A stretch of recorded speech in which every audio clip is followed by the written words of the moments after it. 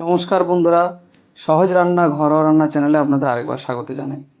তো আজকে আমরা ইলিশ মাছের একটা খুব সহজ অথচ সুস্বাদু রান্না করব। সেটা হচ্ছে আলু বেগুন দিয়ে ইলিশ। তো এর জন্য বিশেষ কিছু লাগে না।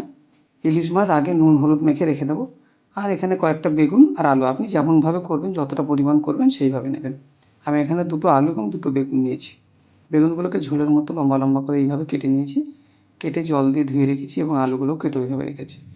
তারপর কড়াই গরম করে কড়াইতে আমি এই 30 থেকে 40 ml মতো সরষের তেল দিয়েছি, দিয়ে সেটা গরম হলে তার মধ্যে আমি এক এক করে বেগুনগুলো তুলে দিয়েছি। বেগুনগুলো তুলে দিয়ে একটু হালকা নাড়াচাড়া করে এর মধ্যে একটু নুন আর একটু হলুদ আমি দিয়ে এটাকে হালকা ঢাকা দিয়ে এই ধরুন 1.5 থেকে 2 মিনিট মতো রান্না করব। বেশিক্ষণ ঢেকেও রাখবো না আর বেশিক্ষণ রান্না করব না, মোটামুটি 50 থেকে 60% মতো সেদ্ধ হলে এটা নামিয়ে রাখবো, নইলে কী হবে, ঝোলের মধ্যে যখন দেবো একেবারে গলে যাবে। এইভাবে আমি আস্তে ধীরে রান্নাটা করে নেব। এরকম পর্যায়ে যখন থাকবে তখন একটু ঢেকে দেখে নেবেন, আর আঁচটাকে মোটামুটিভাবে ওই ধরুন মিডিয়াম থেকে লোয়ের দিকেই রাখবেন, খুব হাই দিলে আবার পুড়ে যেতে পারে। এরকম হয়ে গেলে একটু নাড়াচাড়া করে নেবো, করে দেখি নামিয়ে রেখে দেবো। এই একইভাবে কিন্তু আলুগুলোকেও ভেজে নিতে হবে।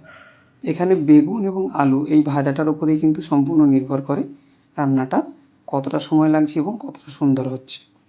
তো দেখুন যেটুকু বাকি তেল ছিল তার মধ্যেই আমি আলুগুলো দিয়ে দিচ্ছি। আলুগুলো দিয়ে তার মধ্যে ওই একইভাবে একটু নুন আর একটু হলুদ গুঁড়ো দিয়ে এটাকেও আমি হালকা করে নাড়াচাড়া করে এবং ঢাকা দিয়ে মিনিট 3 মতো ঢাকা দিয়ে এটাকে আমি রান্না করব।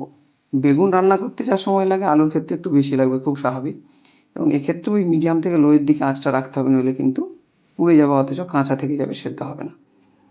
তো আলু এবং বেগুন ভাজা হয়ে গেলে রান্নাটা করতে আর খুব বেশি সময় লাগে না।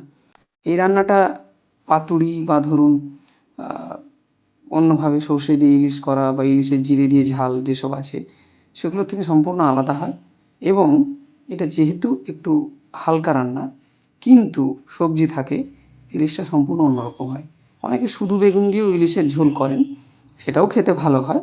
এটাও যথেষ্ট ভালো হয়, এটা আলুটা থাকলে ভালো লাগে। অনেকে এর মধ্যে একটু ওই আপনার ধরুন শলা কচু যেটা পাওয়া যায়, মোটা কচু, যেটা সে কচুটাও দিতে পারেন, অনেকে গাঁটি কচু দিয়েও করেন, সেটাও সুন্দর হয়। আচ্ছা, এরপর আমি আলুগুলো ভেজে তুলে নেওয়ার পর কড়াইতে আরেকটু তেল দেবো, ওই 30 থেকে 40 ml মতো তেল দিলাম, যেহেতু আমি 4 পিস মাছ রান্না করব এখানে। আর তার মধ্যে একটু কালো জিরে ফোড়ন দিয়ে 3 থেকে 4টে কাঁচা লঙ্কা দিলাম।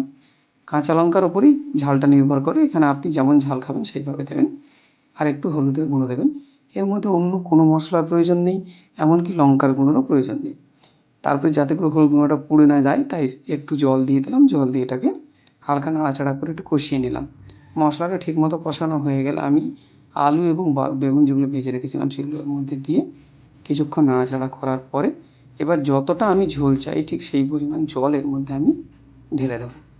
জল ঢেলে দেখুন আমি এখানে প্রায় ধরুন ওই 300-350 ml মতো জল দিচ্ছি, কারণ আমি ওই পরিমাণ করবো সেই হিসেবে। এবার আপনি যদি বেশি মাছ দেন তাহলে একটু জল বেশি দেবেন, কম মাছ হলে জলটা কমিয়ে দেবেন। এবার নুন যতটা লাগবে সে মতো স্বাদ মতো নুন দিলাম, দিয়ে ঝোলটাকে ফুটতে দিতে হবে, একটু হাই ফ্লেমে রেখে ফুটতে দেবেন। যখন ঝোলটা ফুটে যাবে তখন আগে থেকে নুন হলুদ মেখে রাখা ইলিশ মাছগুলো আস্তে আস্তে করে এর মধ্যে দিয়ে দেবেন। দিয়ে কিন্তু বেশি নাড়াচাড়া করবেন না, বেশি নাড়াচাড়া করলে ইলিশ মাছ নরম তো সঙ্গে সঙ্গে ভেঙে যাবে। এই দিয়ে এবার আপনি ঢেকে দিন।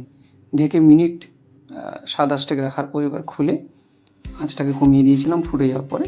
এবার দেখে নিন, একটু হালকা নাড়াচাড়া করে নিন, করে দেখুন আলুটা সেদ্ধ হয়েছে কিনা। আলু সেদ্ধ হয়ে গেলে এবং ঝোলের পানসে ভাবটা যদি চলে যায় তাহলে জানবেন রান্না শেষ। এই পর্যায়ে আমার মনে হয়েছিল আলুটা সেদ্ধ হয়নি, তার একটু ঢেকে রেখেছিলাম।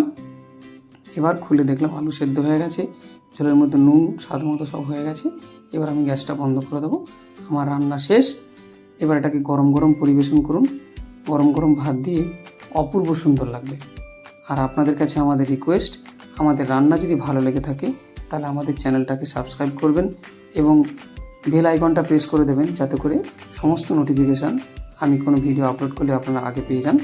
আর শেয়ার করে এবং কমেন্ট করে আমাদের পাশে থাকবেন। আর অবশ্যই নিজেরা বাড়িতে ট্রাই করবেন, ট্রাই করে জানাবেন কেমন হলো। সবাই ভালো থাকবেন, ধন্যবাদ। আজকের মতো আবার পরবর্তী রেসিপিতে আপনাদের সঙ্গে দেখা হচ্ছে। নমস্কার।